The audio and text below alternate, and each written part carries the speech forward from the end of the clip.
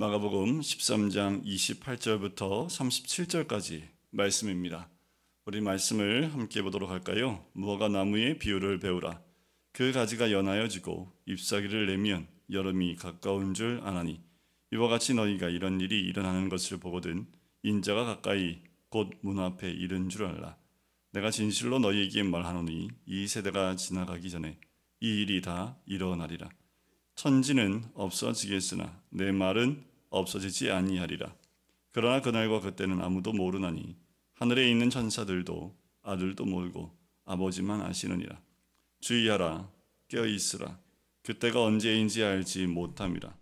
가령 사람이 집을 떠나 타고로 갈 때에 그 종들에게 고난을 주어 각각 사물을 맡기며 문지기에게 깨어있으라 명함과 같으니 그러므로 깨어있으라. 집 주인이 언제 오는지 혹 저물 때에 이르는지 밤중 이르는지 닭 울 때 이르는지 새벽에 이르는지 너희가 알지 못함이라. 그가 오려니 와서 너희가 자는 것을 보지 않도록 하라. 깨어있으라. 내가 너희에게 하는 이 말은 모든 사람에게 하는 말이니라 하시니라. 아멘. 제 아들이 예수께 나와 어느 때와 무슨 징조가 있겠습니까? 라는 질문에 예수님께서 이 마지막 때에 대한 이야기를 계속 이어서 하고 계십니다. 어느 때입니까? 라고 할 때 우리 질문을 본문에서 배우라라고 말씀하십니다. 여러분, 우리는 그 때와 그 징조 배워야 합니다. 몇 날 며칠 몇 시에 온다, 그때다, 이것을 배우는 것이 아니지요. 오늘 말씀에 무화과 나무의 비유를 배우라 라고 말씀하셨던 것처럼 무화과 나무의 그 비유를 통해서 알아야 된다라고 얘기합니다. 이들이 무엇을 통해서 그 때와 또 주님이 오실 때 마지막 때를 알 수 있는지를 알려주고 있는 거지요.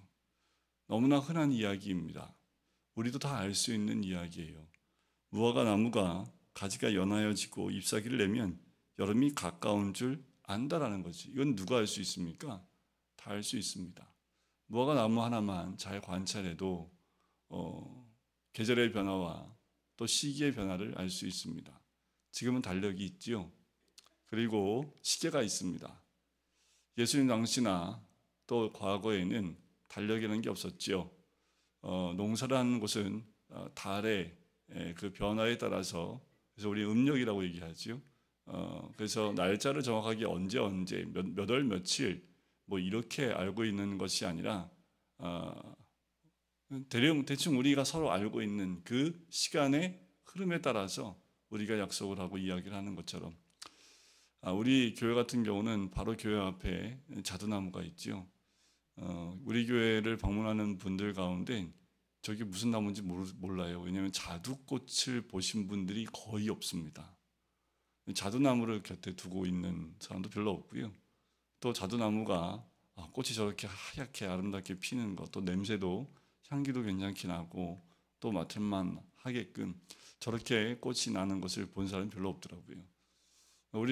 저는 이렇게 5층에서 걸어서 이렇게 내려다 보면 겨울이 지나고 봄이 오고 따뜻해지네 하면 벌써 자두나무에 파릇파릇한 잎사귀가 보니까 올라옵니다. 그리고 이제 봄 지나가네 라고 하면 저렇게 꽃이 만발해 피는 것을 보게 됩니다. 우리가 정확하게 몇 월 며칠이라는 것을 알지 못한다 하더라도 저 나무의 변화를 보면서 지금 어느 때이다 라는 것을 짐작할 수 있는 거지요. 나무의 변화를 통해서도 지금 어느 때쯤 됐겠네 라고 짐작할 수 있는 것처럼 이 시대를 보면서 우리가 배워야 된다라는 거지요. 이게 나무의 변화를 통해서도 어느 때인지 아는데 세상의 변화를 보면서 지금이 어느 때인지 알 수 없겠느냐라는 거예요. 너희가 이런 일이 일어나는 것을 보거든 인자가 가까이 곧 문 앞에 이른 줄 알라는 거지요. 여러분들, 지금 세상에서 일어나는 많은 일들, 전염병, 지진, 전쟁, 그리고 민족이 민족을 이렇게 난리의 소문이 이렇게 갑자기 일어나는 것을 보면서 우리가 무엇을 알아야 합니까? 때가 가까이 온 줄 알라는 거지요. 시대의 변화를 보면서 우리가 깨어있지 못하면 알 수가 없습니다. 그냥 내 일에만 관심이 있고 나 사는 일에만 관심이 있다 보면 이렇게 변화되어지는 것을 보고 배우지도 못하고 어느 날 알지 못하는 때에 주님이 오시는 것, 정말 갑자기 오시는 것처럼 느껴질 수 있다라는 겁니다. 천지는 없어지겠지만 내 말은 없어지지 아니하겠다 말씀하시면서 그날과 그때는 아무도 모릅니다. 천사도 몰라요. 아들도 몰라요. 아버지만 아신다라는 겁니다. 우리 예수님 모르시겠습니까? 하나님이신데요. 그런데 우리 주님 육을 입고 이 땅에 오시면서 그 부분에 대해서 모르시겠다.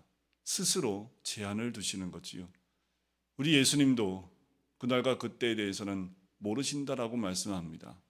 그 이유는 알고 모르는 것에 있는 것이 아니라 그 권한이 누구한테 있다라는 겁니까? 아버지께 있다라는 거예요. 하나님 아버지께 이 모든 권한이 있기 때문에 우리 예수님은 모른다라고 말씀하시는 거지요. 그날과 그때 우리 아버지만 아시고 아버지의 권한 아래에 있다라는 것을 인정하십니다. 그러니까 어떻게 하라고요? 깨어 있으라는 겁니다. 주의하라는 거예요. 그때가 언제인지 알지 못한다라는 거지요. 여러분들 우리가 해야 될 건 무엇입니까? 그날과 그때 시대의 흐름과 이것을 보고 배우면서 심이 가까이 왔구나 라는 것을 배우면서 그때가 언제인지 알지 못하지만 우리가 해야 될 것은 한 가지라는 겁니다. 깨어 있어야 된다라는 것이요. 오늘 본문에서 우리 주님이 가장 많이 반복하는 말이 깨어 있으라는 겁니다. 여러분들 깨어 있으면 준비할 수 있습니다. 깨어 있으면 언제든 무엇이든 준비할 수 있는 것을 우리가 할 수 있겠지요. 하지만 깨어있지 못하면요.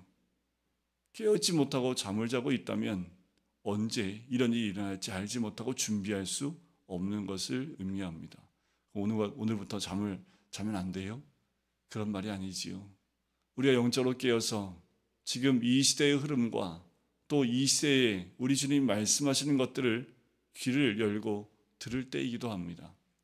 여러분들 눈을 감고 잘 때가 아니라 지금은 눈을 뜨고 깨어 있을 때입니다. 내 영이 깨어 주님의 음성을 듣고 말씀 가운데 깨어서 내가 지금 어떤 삶을 살아야 될지 또한 어떤 것을 통해서 어떻게 살아가야 될지 이 때에 우리가 어떠한 모습이어야 될지를 우리 주님이 정확하게 우리에게 말씀해 주십니다. 어떻게 하라고요? 34절부터 나오는 것이 그 예인데 선한 청지기에 대한 예를 말씀해 주십니다. 한 주인이 집에 있는 모든 것을 종들에게 권한을 주어 각각 사물을 맡겨요. 그리고 문지기에게 깨어있으라 명함과 같다라는 거지요. 우리에게 모든 것을 다 맡기셨습니다. 그리고 문지기에게 깨어있으라 명함과 같아요. 이건 뭡니까? 우리에게 모든 것을 맡기셨다는 것은 우리는 청지기와 같은 역할을 우리에게 허락하셨다라는 거지요. 우리가 청지기로서 맡은 바 소임을 다하는 위치에 있어야 됨을 이야기합니다. 그러니 어떻게 해요? 우리가 맡은 게 있기 때문에 그 맡은 일을 최선을 다하기 위해서 주인이 올 때까지 최선을 다하는 그 모습, 깨어서 준비하는 모습. 왜요? 집주인이 언제 올지 알지 못하기 때문에 너희가 그때가 언제인지, 저물 때인지, 밤중일는지, 닭울 때인지, 새벽일는지 시간을 알 수가 없어요. 언제 집주인이 갑자기 들이닥칠지 모르니 깨어서 내 맡은 바에 충성하라는 거지요.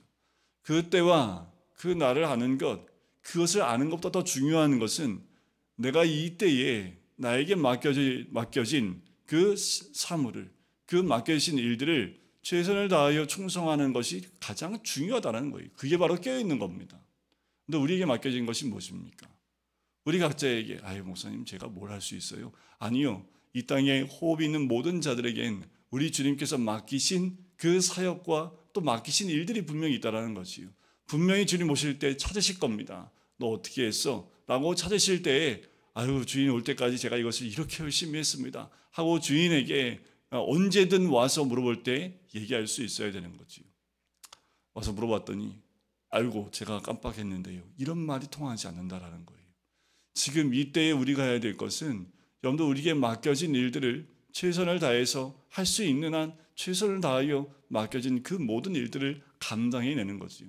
언제 와서 주님이 너 어떻게 했니? 라고 했을 때 그 하고 있었던 모든 일들을 주님께 다 보여드리면서 주님 제가 이렇게 하고 있었습니다. 그리고 이런 열매가 있습니다. 제가 이런 열매와 또 이런 결과를 냈습니다. 마치 달란트 비유에 나와 있었던 그 비유처럼 그냥 놀고 먹고 하는 그 종은 게으르고 또 책망 만든 그 종이 될 수밖에 없는 거지요. 그가 호련히 와서 너희가 자는 것을 보지 않도록 하라라는 거지요. 우리가 자고 있는 모습 가운데 주님이 오시면 얼마나 민망하겠습니까? 참 우리가 이 시기에도 깨어있을 때입니다. 얼마나 이 시대를 향해서 주님이 이제 말씀하고 계시는지. 여러분들 시대가 흐름에 따라서 우리 주님 그때그때마다 우리에게 주시는 음성과 말씀들이 있습니다. 이걸 깨닫지 못하면 우리가 어떠한 삶을 살아야 될지, 지금 어떻게 무엇을 해야 될지 알지 못하여 방황하다가 끝나는 인생이 될 수 있다는 거지요. 그날과 그때 언제 옵니까? 우주적인 심판으로 마지막 때가 올 수도 있지만 개인적인 심판으로 개인적인 끝도 올 수 있습니다. 어떤 것이 먼저 올지는 아무도 몰라요. 그러니 뭐예요? 깨어서 마지막 순간까지 주님 맡겨주신 일에 최선을 다하고 충성을 다하는 것이 우리 청지기가 해야 될 역할이라는 거지요. 그래서 마지막에도 37절에 뭐라고 합니까? 깨어 있으라. 내가 너희에게 하는 이 말은 너희들에게만 하는 말이 아니라는 거지요. 모든 사람에게 하는 말이니라. 이것은 제자들에게만 국한돼서 너희는 꼭 깨어 있어, 너희만 알고 있어, 너희만 깨어 있어야 돼, 너희를 위한 거야 라고 말씀하신 것이 아니라 이 모든 사람들, 이 땅에 있는 모든 자들에게 하시는 공통적인 말씀이라는 거죠. 깨어 있으라는 겁니다.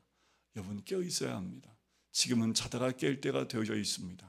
그리고 잠시 멈춰놨던 주님 맡겨진 일이 있다면, 잠시 멈춘 게 있다면 다시 하셔야 됩니다. 다시 그 일에 집중하시고 열매 맺기 위해서 최선을 다하셔야 된다는 거지.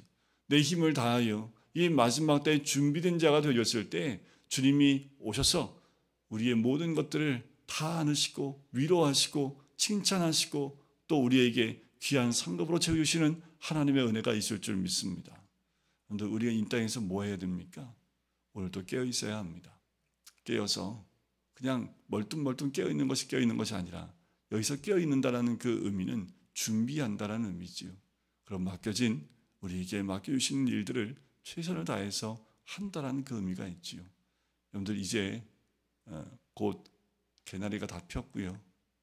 이제 곧 장미가 필 때, 이제 벚꽃은 뭐 이번 주 지나면 다음 주부터 떨어지기 시작할 것 같아요. 여러분들 입구 들어올 때 보면 벚꽃 피어 있지요. 지금 어느 곳에 가든지 벚꽃이 만개했습니다. 그런데 아마 다음 주 정도면 이제 떨어지기 시작할 겁니다. 벚꽃 떨어지면 우리 교회 입구에 장미꽃이 흐드러지게 또 피겠지요. 여러분들 그렇게 시간은 갑니다. 우리가 2022년도 더 깨어서 부활절을 맞이하고 고난주간을 맞이하면서 우리가 다시 한번 점검해 보시고 과연 나는 깨어서 주님 맡겨주신 그 일들을 잘 감당하고 열매를 맺고 있는지 돌아보시는 귀한 시간들이 되시기를 주님의 이름으로 간절히 축원드립니다. 기도하겠습니다. 사랑해 주님, 그날과 그때를 묻는 제자들에게 무화과 나무의 비유를 배우라 말씀하셨던 것처럼 우리가 날마다 배우며 그날과 그때에 무엇을 해야 되며 어떻게 살아야 될지를 우리에게 알려주셨던 것처럼 우리의 관심이 때와 시간보다 아버지 하나님 이 때를 우리가 어떻게 살아가야 되는지를 배울 수 있도록 아버지 하나님 깨어서 주님 맡겨주신 그 사역들과 그 일들을 감당하여 열매를 맺는 그것에 우리가 더 집중하며 또한 주인이 올 때에 그 모든 것을 보이며 내가 이렇게 하였나이다. 잠자다 주인을 맞이하는 것이 아니라 깨어 있다가 주를 맞이하여 주님께 모든 것 내어드릴 수 있는 충성된 주의 종이 될 수 있도록 축복하여 주시옵소서. 감사드리며 예수 그리스도의 이름으로 기도드립니다. 아멘.